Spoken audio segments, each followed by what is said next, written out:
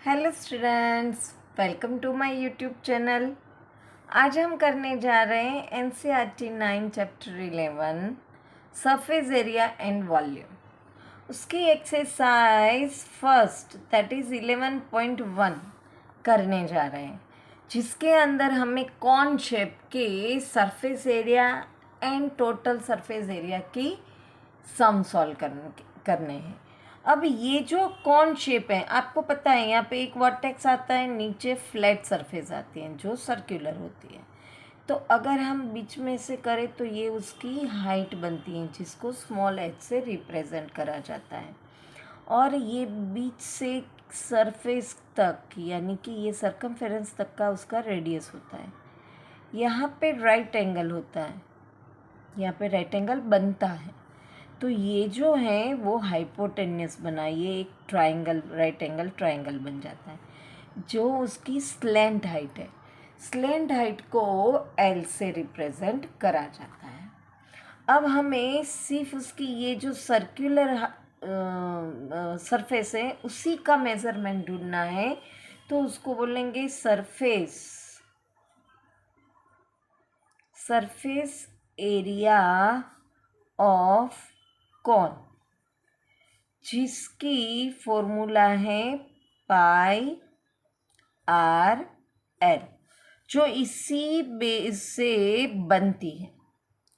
पर यहाँ पे डेरिवेशन नहीं आता, तो मैं सीधा आपको फॉर्मूला लिखा के सम सॉल्व करवा रही हूँ।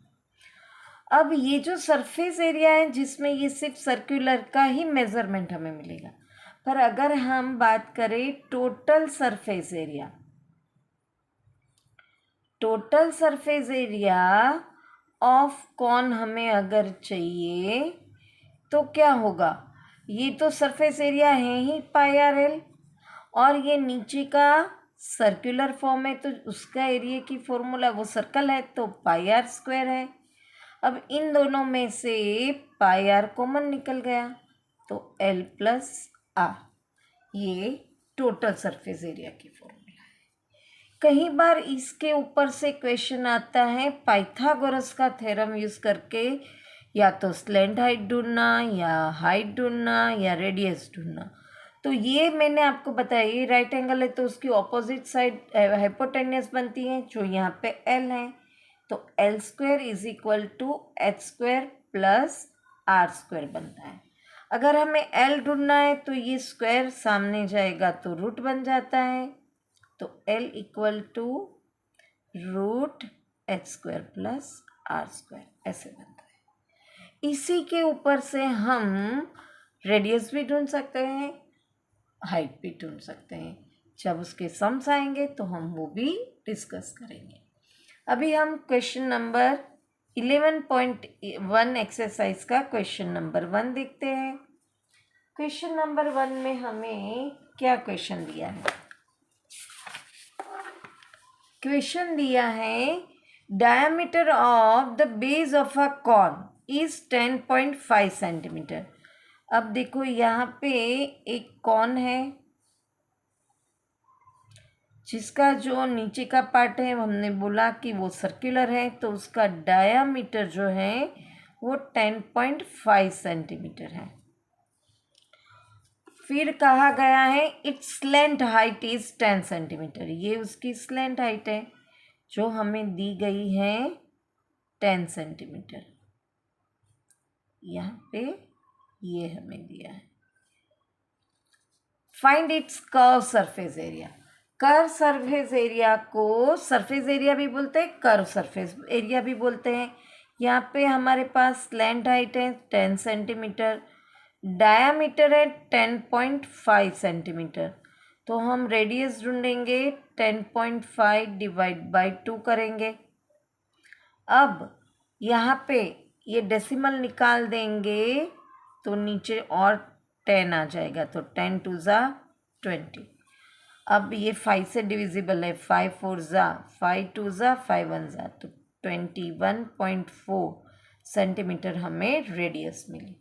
अब हम फॉर्मूला लिखेंगे, कर्व सरफेस एरिया ऑफ, जिसको हम शॉर्ट में सी एस से भी बोलते हैं, cone equal to pi R L.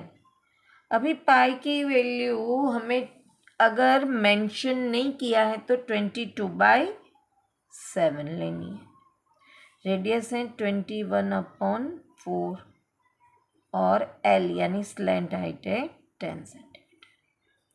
7 3 ज़ा 21, 2 5 ज़ा 2 2 ज़ा 2 1 ज़ा 11 2 ज़ा।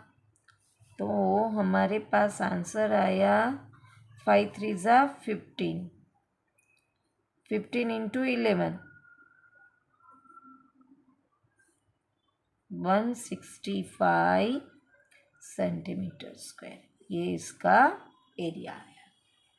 अब हम क्वेश्चन नंबर 2 की बात करें।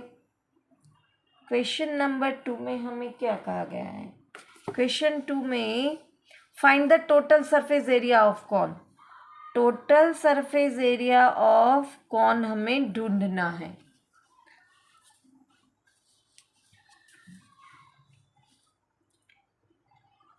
If its slant height is 21 metre. अब ये कौन हम यहाँ पे ड्रॉ कर रहे हैं जिसकी ये स्लैंट हाइट है जो है 21 metre and diameter of its base, ये इसका डायमीटर है, ये है 21 मीटर और यहाँ पे हमें डायमीटर दिया है 24 मीटर।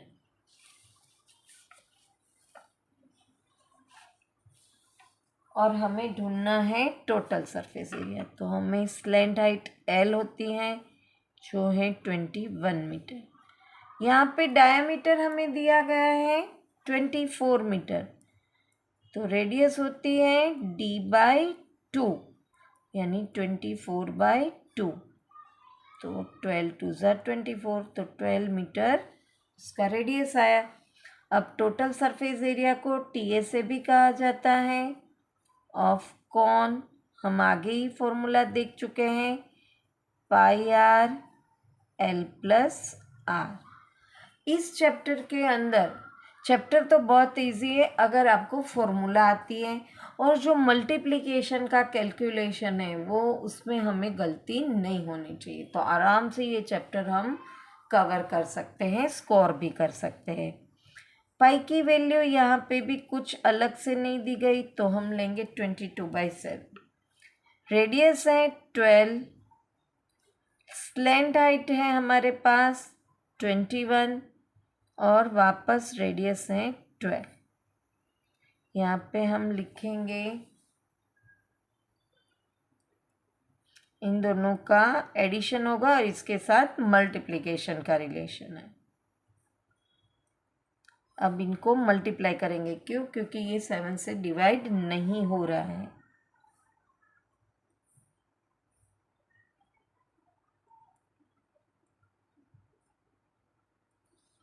अब बड़ा कैलकुलेशन है, अगर नहीं पा रहा है तो हम यहाँ पे मल्टीप्लिकेशन करके भी कर सकते हैं।